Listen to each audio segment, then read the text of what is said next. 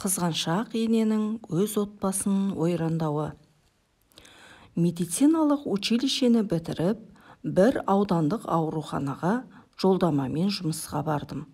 Ол кезде солай жолдамамен жіберетін. Мені терапия бөліміне жіберді. Бөлім меңгерушісі Асқар деген кісі екен. Өте жылы қабылдады.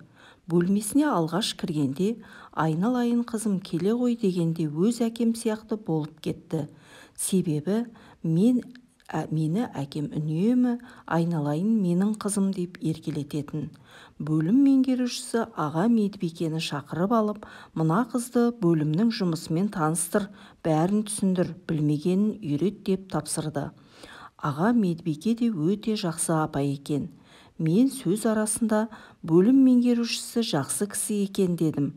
Қасима апай да менің сөзімді қоштады. Сөйтіп, студенттен қызметкерге айналдым. Бөлімдегі қызметкерлердің бәрі де жақсы кісілер екен. Бәрін әдейі іріктеп алған секілді. Бір-біріне көмектесіп, күліп ойнап жүреді. Сондықтан ба маған жұмыс өте жеңіл көрінді және ұнады. Солай 6 айдың қалай өтіп кеткенін сезбей де қалыппын. Жаңа жыл қарсаңында бір жігіт Асқар ағайды іздеп келді. Бірден көзге түсетін көрікті жігіт екен. Шамасы менен 3-4 жас үлкен сияқты. Ол да маған ерекше қараған сияқты болды.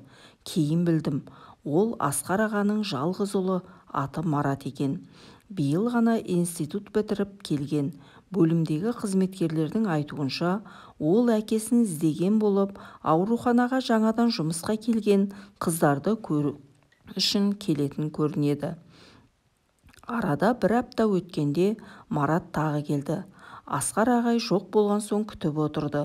Сәлден соң сөз озғап, екеуміз таныстық. Ананы-мынаны айтып отырғанда Асқар аға да келді. Әкесіне жолығып шыққан соң Марат менің қасыма қайта келді. Расын айтсам, өзім де оны күткен сияқты болдым. Ол маған жақынырақ танысып, ертең досымның туған күні, соған бірге барайық деп ұсыныс жасады. Іштей қуанып қалған мен, шақырмаған жерге барғаным ыңғайсыз болар, басқа кезде бір сәті түсер дедім. Ол да одан әрі кеш жайлы ештеңе демей қоштасып шығып кетті. Кешке жұмыстан қайтар уақытта Марат ертең туған күні болатын досымен келіп тұр. Әдейі мені туған күнге шақырып келіпті. Мен ыңғайсыз ғой дегенде кейіп танытып едім. Жігіттер қиылып болмады.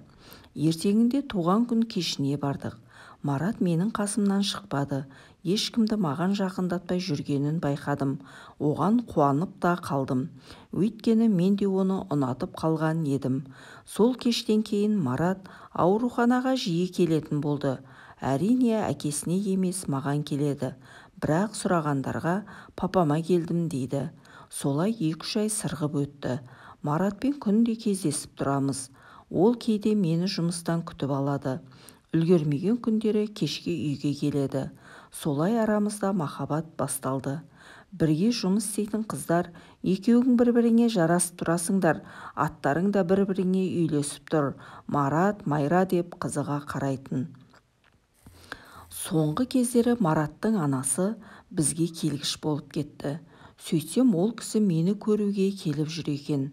Бірге қызмет ететін қыздардан Майра деген қыз қай қыз деп сұрапты. 2 айдың мөлшерінде 4-5 рет келді. Одан кейін келуін тоқтатты. Бір күні Марат анасының ауруханаға мені көру үшін арнайы барғанын айтты. Айтуынша, ол кісі мені сырттай ұнатыпты. Сонымен не керек? Жазда Марат мені алып қашты. Әрине өз келісіміммен. Алғашқы кезде өте тату тұрдық. Бірақ арадан 5-6 ай өткенде енем мінез көрсете бастады. Отырсам опақ, тұрсам сопақ болдым. Істеген ісімнің бірде-бірі ол кісінің көңілінен шықпай-ақ қойды. Қанша тырыссам да ол кісі жылы қабақ танытпады. Алғашында неге аяқ асты ондай болғанын түсінбей жүрдім. Кейіннен Қасима апай ауылда мен туралы өсек шыққанын айтты. Қандай өсек деп едім, ол кісі біраз қиналып тұрды да, сені Асқар ағамен жүреді деген өсек тарапты дегенде есімнен танып қала жаздадым. Құдай-ау, келіні мен қайнатасын қалай қосады, ондайды айтуға қалай аузы барады. Жылап еңіреп отырғанымда қайынатам қасыма келіп, не болды деп сұрады. Айналайын қызым-ау, бір жерің ауырып қалды ма, бір жағдай болды ма деп бәйек болып жатты. Ол кісіге осындай өсек шығыпты деп қалай айтам. Алла алдында ант ішем, бөтен қылық жасаған емеспін. Тіпті бөтен ой да басыма кіріп шыққан емес. Өйткені мен Маратты ессіз жақсы көрдім. Оны қатты жақсы көрдім, сыйладым. Оның да маған деген көңілі солай болатын. Бірақ ондай өсектің шығуына өзім де себепкер болдым ба деп ойлаймын. Өйткені ойымда еш арамдық болмаған соң күнде жұмысқа атаммен бірге баратын едім. Оған қоса бір күні түнгі кезекшілікке тұруым керек болды. Сол күні атам да түнгі кезекшілікке өзі сұранып барған екен. Оны кейін білдім. Ондағы ой мені сырттай бақылап жүру болған. Ол кісінің де жүрегі ақ екеніне шүбәм жоқ. Ол кісі тек мені ғана емес, қол астында істейтін барлық қыздарды айналайын қызым дейтін. Біреуінің атын атағанын естімеппін. Пейілі кең, жүрегі таза адам. Сондай адамға қалай күйе жағады. Осындай өсек айтып жүрген қандай қара ниетті адам екен деп таң қалатынмын. Бір күні енеме бұл қара ниетті адамдардың ойдан шығарғаны, көре алмай қызғанатындардың ісі, оның бәрі өсек екенін айттым. Сол кездегі енемнің түрінен шошып кеттім. Түрі түтігіп, сұсты үнмен, сенің күнде атаңның көлігіне отырып, жұмысқа бірге барып, бірге қайтатындарың өтірік пе? Жоқ, әлде екеуіңнің келісіп түнгі кезекшілікке бірге барғандарың өтірік пе? Деп өзіме шүйлікті. Апа, ол не дегеніңіз деуге ғана шамам келді. Өшір үніңді, саған салса аз болып әкесіне көз салдың ба? Баласы аз болды ма дегенде өз құлағыма өзім сенбедім. Енем қалай осындай сөз айтып тұр? Апатай, ол не дегеніңіз деп айқайлап жылап жібердім. Енемнің балағат сөздерінің бірін естісем, бірін естігем жоқ. Жылаған күйде өз бөлмеме кіріп төсекке құладым. Жұмыстан келген Марат ештеңені түсінбей дал. Ол бұған дейін енемнің қылығын, келіннен баласын қызғанатын аналардың әрекеті ой деп аса мән бермейтін. Бұл өтпелі кезең, кішкене шыда, бәрі қалпына келеді деп мені үнемі жұбатып қолдап жүретін.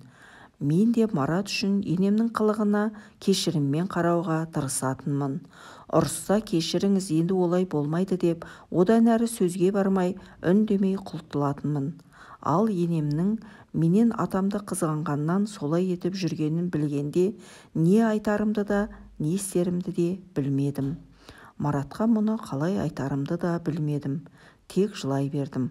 Марат не болғанын анасынан да сұрап жатқан, бірақ ол кісінің не дегенін естіген жоқпын. Ертеңінде жұмысқа өзім бардым. Атамау кештеу барам деп өтірік айта салдым. Жұмысқа барғанымда түрімнен, түнімен жылағаным да көрініп тұрды.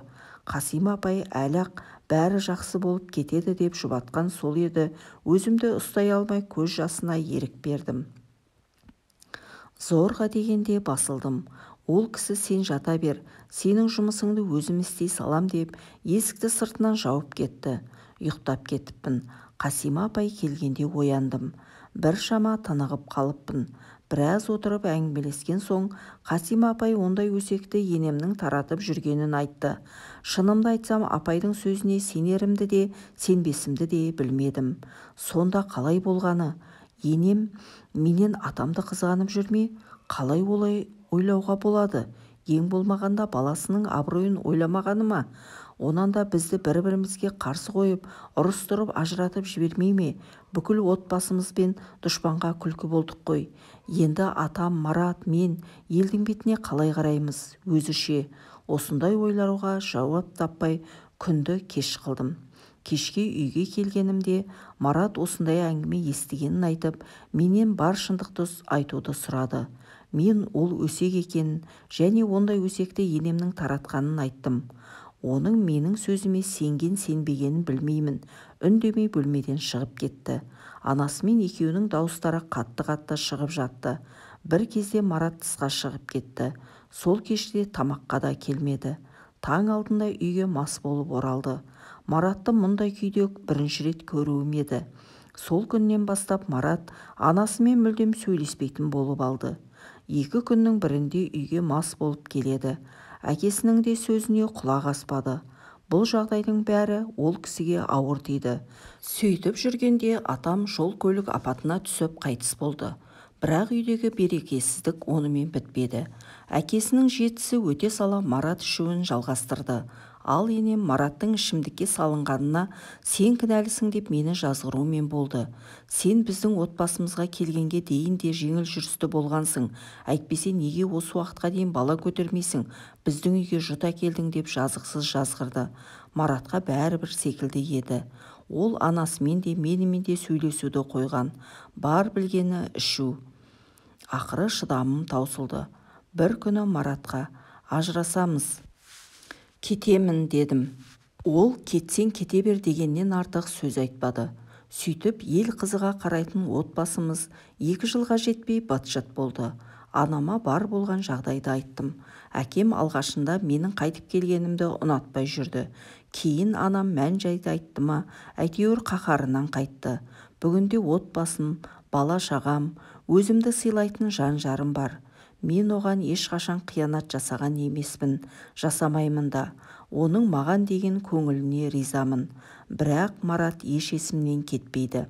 Кейінгі өмірі не болды екен деп жиі ойлаймын. Өйткені мен Маратты шын сүйдім. Ол соған лайық жан болатын.